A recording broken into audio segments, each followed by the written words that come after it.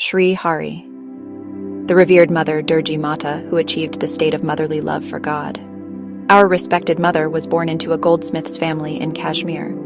When she was 7 years old, her mother passed away. Her father was a very great devotee. He raised the child himself. For 1 year he took her on pilgrimages, and after that he left her to be raised by her maternal grandparents. According to the customs of that time, she was married at the age of 13, and the family she married into, all of them were atheists. But she had learned devotion from her father's life and continued to practice it there too. Her destiny was very difficult. Her husband was very strict. She wished for a little free time from housework to pray. But whenever she sat down for prayer and meditation, her husband would treat her very harshly. As soon as she got a little time, she would get so lost in meditating on God that her consciousness would disappear. Then she would be showered with insults and kicks. She spent 17 such years in her in-laws' house, like hellish torment. By the age of 30, she had given birth to 7 children. When her 31st year began, one day her heart was so overwhelmed with love for God that she decided to leave home, and in the middle of the night, she set off. From Jammu, where her in-laws lived, she walked all the way to Dehradun. In Dehradun, she met a kind gentleman who gave her work in his kitchen. She stayed there for a few days. Then another gentleman took her to Lahore and had her do kitchen and cleaning work in his house. Then she worked for 10 years in a school in Haridwar, where she found time for devotion. After working there, she came to Vrindavan for devotion to Krishna. In Vrindavan, she stayed for many days in a small room in an old building at Kesighat. Then she stayed in the Jagannath temple at Jagannath Ghat. When she felt like taking initiation, she took it from a Ramanuja saint. Her guru gave her a Ladu Gopal idol, told her about its worship and service, and she became so absorbed in the worship that Thakurji, Lord Krishna, started playing with her. There was so much love between her and Thakurji. They talked so much that she completely forgot the world. To arrange for food, she would go to a bhajan ashram and sing kirtan, but after a few days, she left that too. And at the Rasik Bihari Thakur temple near Sevakunj, she took a job with a person for 5 rupees a month at that time so that the service of Thakurji could continue. But she became so absorbed in devotion and meditation that it became difficult to work. Then, by the grace of Thakurji, she found a place in a room in the outer wall of the Ranganath temple, and there she began to serve Gopal. She never begged anyone for her livelihood. She was content with whatever she received.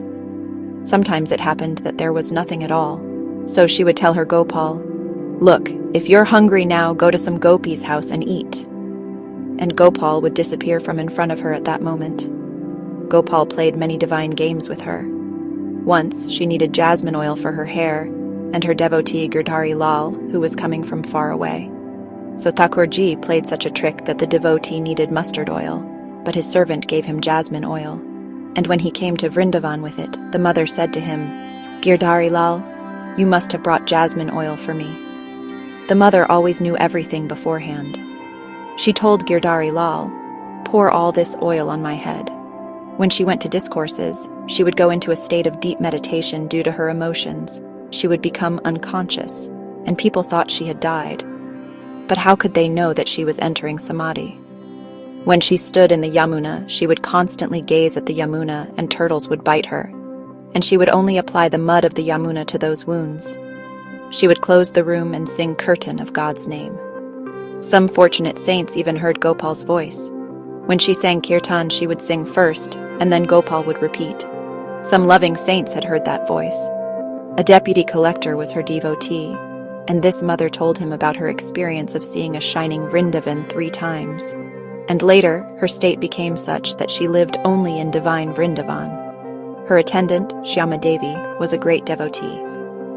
One day when she entered the room, Mata said, "Oh Shyama, walk carefully. Come from this side, don't come from that side." So Shyama Devi asked, "What's wrong, mother?" And Durga Mata replied, "Can't you see that lotuses are blooming there? You'll step on them. We have to go to Govardhan Sun to do the circumambulation. Gopalji played many tricks during the circumambulation. Sometimes Thakurji would disappear. He was in her bundle on her head. Sometimes he would appear in front. Once, when she had no attendant, and Shyama had not yet come into her service, she said to Gopal, "Son, look, I'm old now, I can't serve you anymore. Now you serve me." Gopal was very happy, as if he himself wished to serve her. Gopalji served her very well, and the mother just sat in love, shedding tears. "Mother, your room used to be very dirty, but now it's very clean." "Who cleans it so well?" "Who do I have besides Gopal?" Gopalji did all her service, but Gopalji teased her a lot, played a lot of pranks. It was his nature to tease and annoy, and in that way he gave his mother joy.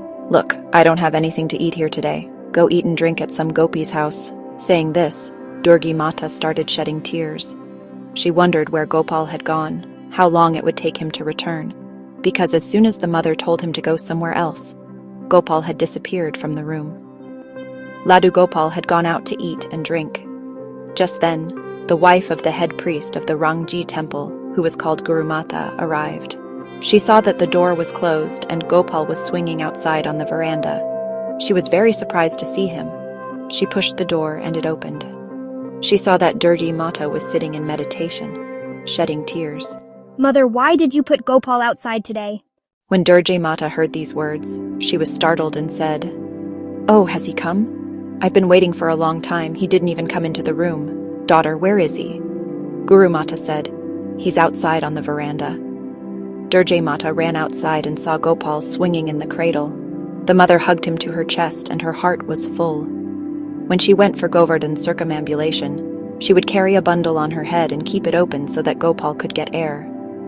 Gopal was so mischievous that during the Giriraj circumambulation, seeing the vines, leaves, birds, animals, and cowherd boys, Gopal would disappear from the bundle. When the mother would take down the bundle and see that Gopal wasn't there, she would start crying and calling out, and Gopal would then reappear. Once, after completing the circumambulation, she returned to her cottage in the Rangji temple in Vrindavan and took down the bundle, only to find that Gopal wasn't there. She also stopped on the veranda outside the room because the lock couldn't be opened, and she started crying, wondering where her Gopal had gone. A very good saint came to see the mother at that very moment, and saw that the mother was crying. The saint asked, "Mother, why are you crying?" The mother said, "My Gopal has run away. I don't know where. Please open the lock, Maharaj."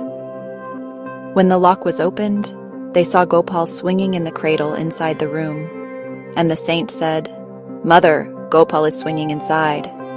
Even though she had seen Gopal in the bundle more than 50 times during the circumambulation that day, she had taken him along, fed him and given him water many times in between, and now he had disappeared before entering the room here, and when the lock was opened, he was found swinging inside.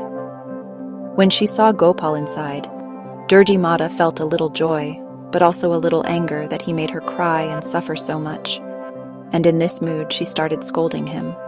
Then she saw that Gopal was sleeping soundly. This was Gopal's trick to escape his mother's anger, pretending to be asleep. When the mother became very old, Gopal himself did all the housework. In her final days, everyone felt that the mother was immersed in divine Vrindavan. On August 5th, 1977, at the age of 119, she left her body in the dust of Braj and went to her divine abode with her Gopal. Her room is still located in the Rangji temple. It's right in the corner, in the outer wall.